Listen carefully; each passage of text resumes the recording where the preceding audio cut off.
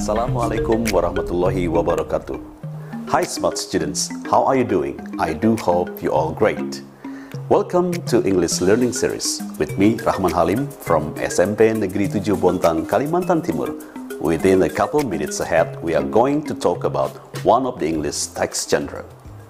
Selamat berjumpa di pembelajaran bahasa Inggris. Kali ini kita akan berdiskusi tentang salah satu text genre in English. But before we begin, please prepare your book, pencil, and other stationery. Okay, are you ready? Let's have some fun in English Learning Series. Baiklah para siswa, untuk mengawali diskusi kita kali ini, kalian saya minta untuk membaca dan mengamati teks berikut. Let's read and observe the following text. Giraffe is the highest animal in the world. Its height can reach 4.8 to 5.5 meters and its weight about 1,360 pounds. Giraffe has a unique characteristic. They have a very long neck and two small horns on its head. Giraffes have big brown eyes and protected by thick and long eyebrows. Her body is covered with a unique pattern that is attached by brown spots all over their body. Just like camels, giraffes can survive without drinking for a long time because giraffes can rely on the water contained in leaves they eat. Giraffes are very selective in choosing food. They always eat young leaves that grow in the treetops. Their tongue shaped like a knife help them to cut branches which are very hard. Female giraffes can start pregnant at the age of 5 years, with a gestation period of 15 months. Commonly female giraffe bear one baby, but sometimes two babies at once. Giraffes bear its baby with a standing position. When the baby is about to be born, they just drop it to the ground from a 1.5 meter of height. Baby giraffe can stand with about 20 minutes since being born, and begin breastfeeding within an hour of birth. Well, smart students, we have just read and observed a genre text. What do you think? Nah, para siswa, baru saja kita mengamati sebuah teks genre. Bagaimana menurut kalian? Oke, ada beberapa pertanyaan yang akan saya sampaikan kepada kalian. Yang pertama, can you guess a characteristic of text? Bisakah kalian menebak ciri-ciri dari teks tersebut? Yang kedua, is it tells you something in general or in detail? Apakah teks tersebut menjelaskan kepada kalian secara rinci atau bagian umum saja?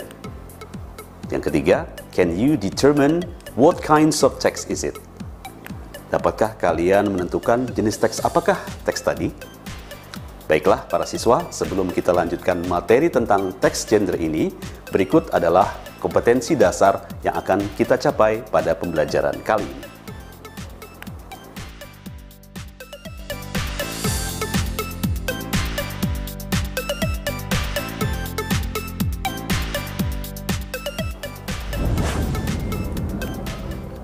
Para siswa, tujuan pembelajaran kita kali ini adalah: 1. Diharapkan siswa mampu mengidentifikasi generic structure, communicative purpose, language features dari report text.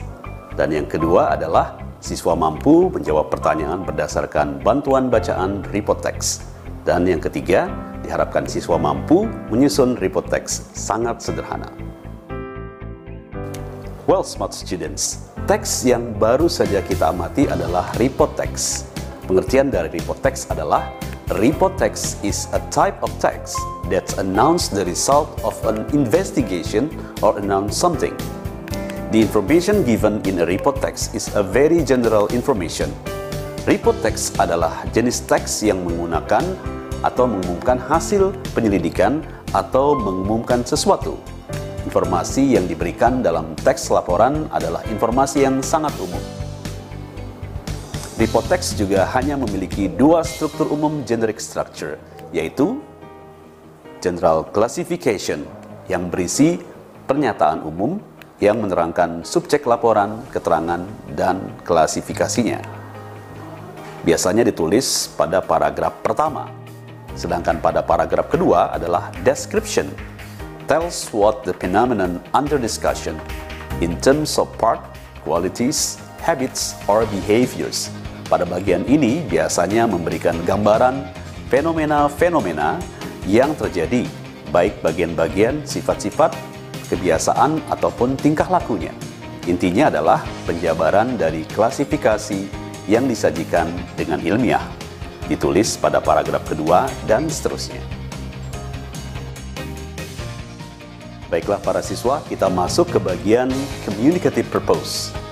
Communicative purpose or social functions of the report text is to present information about something in general to the reader. Fungsi sosial dari sebuah report text adalah untuk menyajikan informasi tentang sesuatu secara umum kepada pembaca. Next, kita akan masuk ke language features atau unsur kebahasaan yang digunakan pada report text. Yaitu pertama, menggunakan general nouns, contohnya giraffe, piano, rather than particular nouns such as my cat, my guitar, etc. Yang kedua, using related verbs to describe features, for example, molecules are tiny particles. Kemudian yang ketiga adalah simple present tense to indicate usefulness. For example, tropical cyclones always begins over the sea. Yang keempat, using of technical terms such as isobars are lines drawn on the weather. Jika kita membandingkan report text dan descriptive text, maka kita dapat menyimpulkan report text dan descriptive text memiliki kesamaan, yaitu menjelaskan sesuatu, describe something. Namun perbedaannya adalah text report menjelaskan sesuatu secara umum, sedangkan descriptive text menjelaskan sesuatu secara khusus dan rinci. Text report berisi serangkaian fakta yang didasarkan pada suatu penelitian, research ilmiah, dan hasilnya dipaparkan kepada khalayak atau pembaca secara umum. Nah, para siswa, apakah penjelasan saya tadi sudah bisa kalian pahami? Well, smart students, what have you learned in this class today? Yes, it's about a report text, yaitu generic structure, communicative purpose, and language features of report text. Yang kedua, can you describe the generic structure of the text? Bagaimana? Generic structure of report text? Ya, tentu saja generic structure-nya adalah general specification and description. Nah, para siswa, how do you feel through the lesson? I hope happy and exciting, alright? Demikianlah para siswa diskusi kita kali ini tentang report text. I do hope you can catch some points and enjoy the learning. In the end, I'm Brahman Halim. Have to sign off and say goodbye. Thanks for watching. See you again some other time. Assalamualaikum warahmatullahi wabarakatuh.